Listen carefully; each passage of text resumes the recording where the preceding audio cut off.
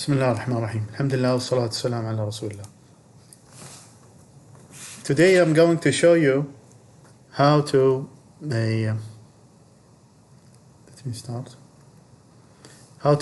draw the free body diagram and derive the equation of motion. Okay, this is the topic of this video. How to draw the free body diagram, how to derive the equation of motion for a mechanical system. Okay. This is a mechanical system. Okay. We have a mass, spring, and damper. Okay. Moving in translational motion x, displacement x, and there is external force F. Okay. What we're looking for, find the free body diagram or draw the free body diagram and derive the equation of motion. How are we going to do this? Let's do it together step by step. Okay. This is the free body diagram, but let's do it step by step. So I'm going to insert a new slide. Okay, we're going to go there. Okay. So this is the okay. So what do we have here? We have a mass. We start always with the mass, okay? For the free body diagram, first question. Draw the free body diagram. Okay. Draw the free body diagram. How are you going to draw the free body diagram? Always start with the mass and show the degree of freedom. This is the degree of freedom. Displacement x is your degree of freedom. We have only one degree of freedom here, x. Okay. Then show the forces acting on the mass. We have external force here. Okay. We have external force here, F of t. Stick to the model. So he called it capital F. Let's call it capital F. Okay. Let's call it capital F. Just stick to your model. Same definitions. Okay. F of t, small x. Now show the reaction forces. Do we have reaction forces? Yes, we have a spring force, a reaction force from the spring, reaction force from the damper. Okay. So here is the spring. And here is the reaction from the damper. The spring, what is the force, the reaction force from the spring? It is K, the stiffness given, times displacement X. Okay, I don't know why we have some errors here. It's happening sometimes. Okay, X. And what is the force, the reaction force from the damper? It's B. Did he call it B or C? He called it C. C or B is the same. This is the damping coefficient usually given from the specific damper. It's given. You can calculate it experimentally. Okay, so let's assume it's given. He called it C. So let's call it C. What is the force from the damper? It is C times velocity, Cx dot, not the... okay, Cx dot is the force in Newton. Kx, force from the spring. F of t, external force. This is the degree of freedom. And this is your free body diagram. That's all. Okay. Remember, the reaction force always against the motion. The reaction force always against the motion. So if x moving this way, the reaction force is against the motion. It's logically, right? It's logically. If you move in this direction, what will be the reaction of the spring? It will pull you against the motion. Against the motion. Okay. So always the reaction against the motion. Okay, so this is the free body diagram. That's all. All right. How to derive the equation of motion now? We're going to apply Newton's second law. What is the Newton's second law? Summation of forces acting on this body equal to the mass of the body times the acceleration, and it's a vector. Okay, there is a direction. So what is the positive direction of this positive force? It depends on your displacement. So your displacement going to the right, the force here is going to the right. This is my positive direction. Remember, this one depends on this one. Okay? So the summation of forces acting on a body. What are the forces acting on this body? It is minus Kx minus Cx dot, right? Because it's against the motion, plus external force F of t equal to the mass, it's given, this mass given, times the acceleration of the displacement. What is this is displacement, so the acceleration will be x double dot. So you can rearrange, can you rearrange this? Yes, it's going to be m x double dot plus c x dot plus kx equal to f of t. And we call this is the equation of motion, or the mathematical model describing your system.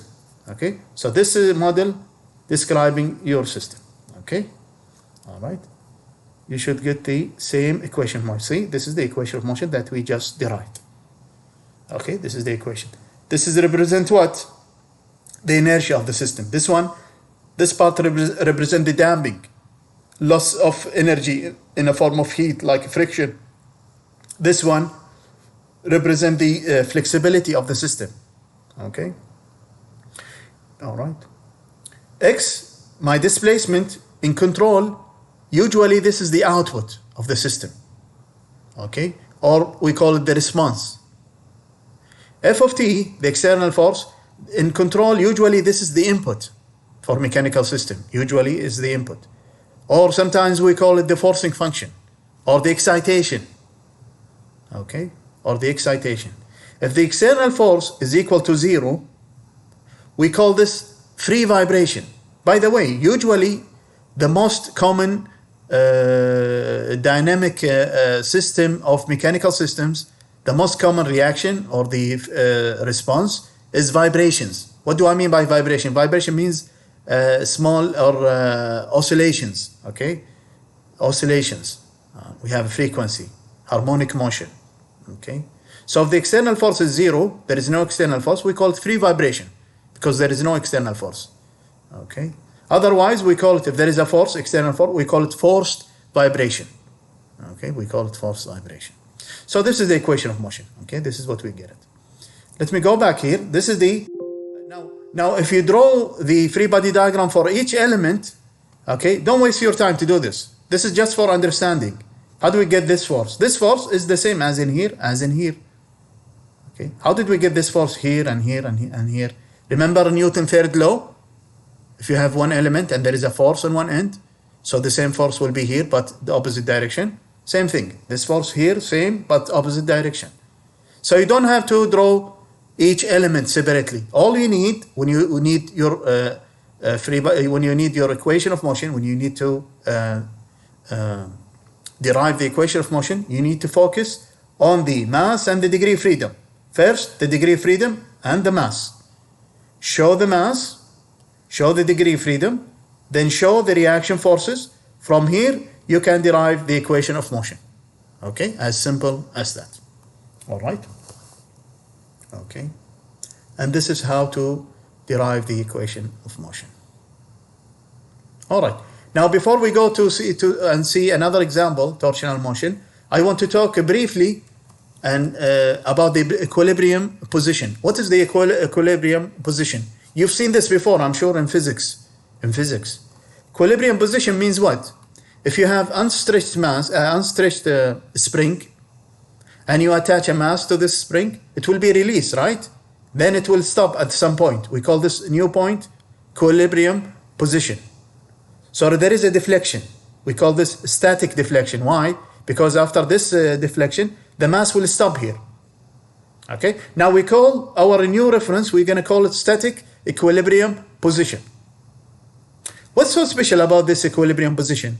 What you will see later, ya shabab, what you will see later, for example, in this example, okay, always we measure our vibration, or always we measure our equation of motion around the equilibrium position.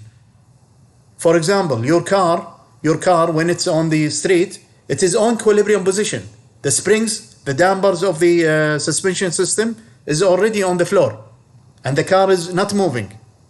Okay, so we call this equilibrium position. So any vibration now that will happen, it will happen around the equilibrium position. Okay, what's so special about the equilibrium position? This is the topic of this example.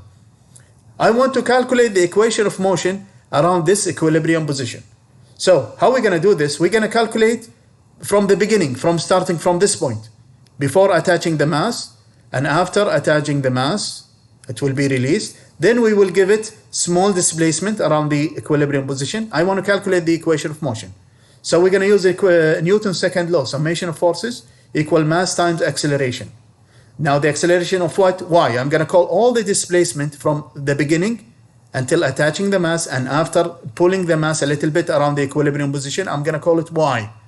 So Y will be X, which is the motion around the equilibrium position, plus delta. Delta is the static deflection. So summation of forces will be what? Will be the force from the, let me write it here. This is the mass, for example. And this is what? X. Okay. And this is K times X, right? But before it was what? It was times Y. Okay. So it's going to be before, this is after equilibrium position. Let me unclear this. This is what I want. Okay. This is my objective. How to reach here. Okay. This is the equation of motion around the, oops. Let me erase this. Let me erase this so I don't confuse you. I will come to this in a minute. Let me erase this. Let me focus on Y only, okay? Let me focus on Y only. Okay? So the summation of forces around this mass with respect to Y, it will be what? My double dot plus the forces in here, which is minus K times Y, all the way from here to here. From here to here. Okay? Plus what? Plus the weight of the mass, right? We have the weight of the mass, which is going downward. Okay? So this is my positive direction. And this is the negative direction, up. Okay? So rearrange my double dot plus Kx equal mg. Now remember, how did we define Y? Y is x plus delta. So Y dot will be x dot plus 0. Y double dot will be equal to x double dot. Can I substitute mx double dot, x double dot instead of Y? Yes, we can. So substitute, this one will be x double dot. Y is what? X plus delta, substitute. Mg, the same, mg. Now here, at equilibrium position, is mg, which is here, equal to K delta. They are equal. Yes, equal. So what does it mean, equal? This one will cancel with this one, right? K delta will cancel with mg, and you are left with what? Only this term and this term. So mx double dot plus kx equal to 0. What's the conclusion here? Let me focus here. This is the shabab. This is the most important topic here. This is the conclusion. This is the equation of motion around or about what? Equilibrium position, which is what? X. This one. This is the displacement around equilibrium position. Okay? So, the conclusion here. This is the conclusion, ya shabab, here. If you are measuring, or if you are trying to derive the equation of motion around the equilibrium position, do you see the mass or the weight of the mass here in the equation of motion? The answer is no. I don't see the mass in the equation of motion. What does it mean? The mass is not showing here. The weight of the mass has nothing to do with the equation of motion. The equation of motion, or the vibration of the mass around the equilibrium position, is independent of the weight of the mass. Why? How did we conclude this? Because from here, the mass or the weight of the mass will cancel with the static deflection, because we are measuring our new vibration or our new motion around the equilibrium position. This is the conclusion, okay? I hope you got this. Later, inshallah, I will remind you about this topic or about this